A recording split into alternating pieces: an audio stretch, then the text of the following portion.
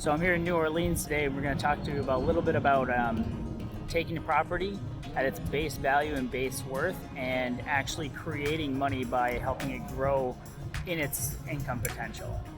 So, you have different ways of purchasing, and one of the most normal ways of purchasing is just to purchase it outright, and using a mortgage or a bank. There's also creative finance methods of purchasing, and everybody's a little worried about creative finance and how they're going to do it and how it's done and how do you do it legally and correct.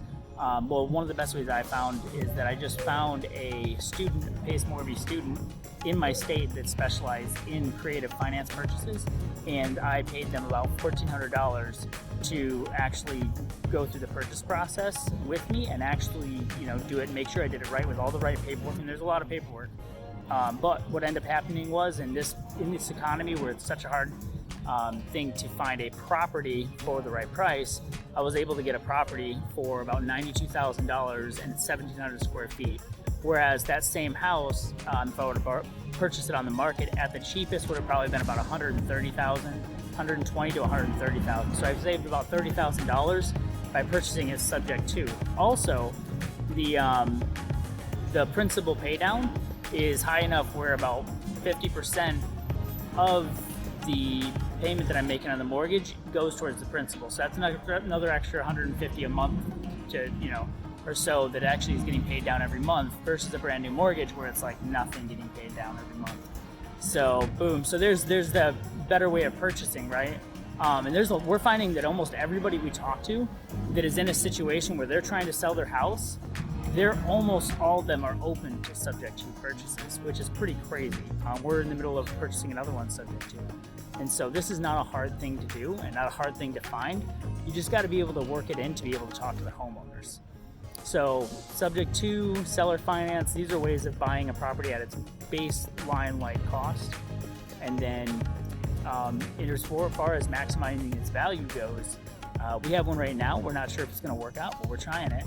We're going to rent by room. And so we can make, instead of bringing in about $1,500 to $1,550 a month through a single family rental, we can bring in about $2,800 a month rent by room because it's a 5-bedroom. And we can make a little extra parking space, and we can rent by room and bring in about $2,800. Now there's a little extra cost that comes with that, but it's a matter of a couple $100. So we're really maximizing our earnings potential by doing that. And so, all this comes down to this. Have you done it before? Can you do it? Do you have the courage to actually go out and do a purchase like subject to? Do you have the knowledge? Do you know somebody who has the knowledge? Do you have the courage and the knowledge and financial capabilities of trying a rent by room? Because if it works out, you've just maximized your money. If it doesn't work out, you have a fallback. You can always rent it as a normal, single family rental, and that's fantastic. But if it does work out, you can maximize your money. And so that's the whole point. It's like you take something at its base value, base income potential, and you ensure it's going to work. Like this house will work as a single family rental. Cool. No, it'll cash flow. It'll make more than $350 a month. Maybe it'll make $500-600 a month in net cash flow, which is what you want. But the earnings potential is so much higher. So I've said this a lot before. Investors don't gamble; they invest. And so investors aren't really sitting there trying to take a risk on any of these things. They know it's going to make money no matter what. If they got to flip it and sell it, if they got to sell via lease option, if they got to rent it single family, it's going to make money. They're not worried about losing money. They know they're going to make money. They know they're going to double their money. They know they're going to, get 20% plus a month off that single family rental. But they also know that there's earning potential. If you were to buy a building and you knew at the base level you could rent it for, a few hundred, like a few $1,000s a month as a storage unit, cool, you're going to make money. If you know also that a large company is moving into town and they need places to store their inventory, and they're going to pay you way more, and they're going to pay you, $15,000 a month to store their inventory.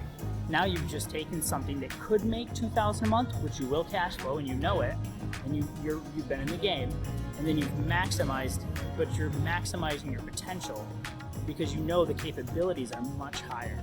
And so that, you know you're not going to lose, but you know there's potential to win big. That's how you do your risk analysis. And yeah, always plan for the worst case scenario, but shoot for the high earnings potential.